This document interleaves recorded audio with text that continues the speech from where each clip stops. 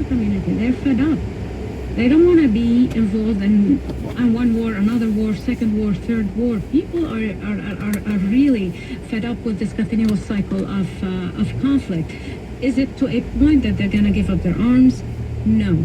Has Israel changed the rules of engagement since 2007? Yes.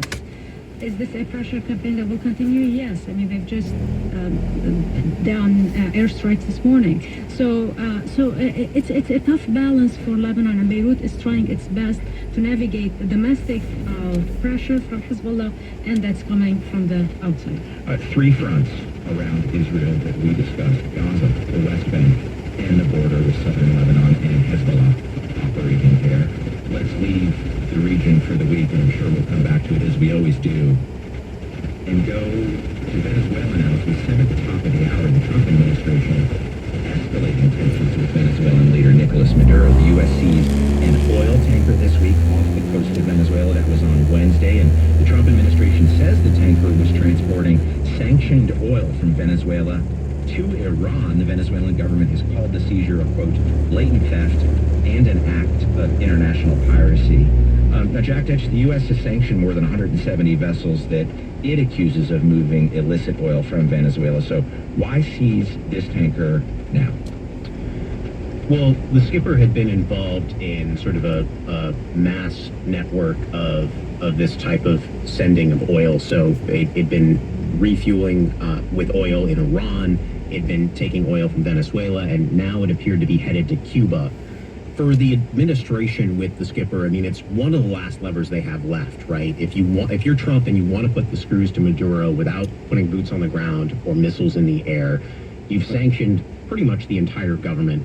You've labeled Maduro himself as a supporter of a terrorist organization. You've cut them off from the U.S. financial system. So now they're applying the squeeze by basically taking over these ships. Is it legally fraught?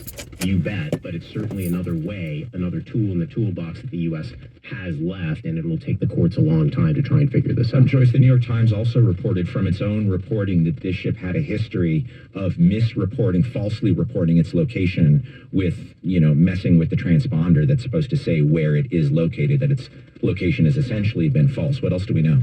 And that's a practice, it's called spoofing. It's not just for the skipper, but in the case of the skipper, it was giving different GPS location. It was flying the flag of Guyana without authorization. It's operating like many vessels operate in dark fleet environment, like the Iranian vessels that go to China do the same thing. So it was attempting to hide illicit movements, which helps the Trump administration in justifying the raid that they did. But is this raid exactly about oil? Is it about, we really want to implement sanctions? Well, the U.S. does not do this kind of behavior for Iranian vessels that are going to China. This is to, as Jack said, to squeeze Maduro, to part of a pressure campaign to get Maduro out of office.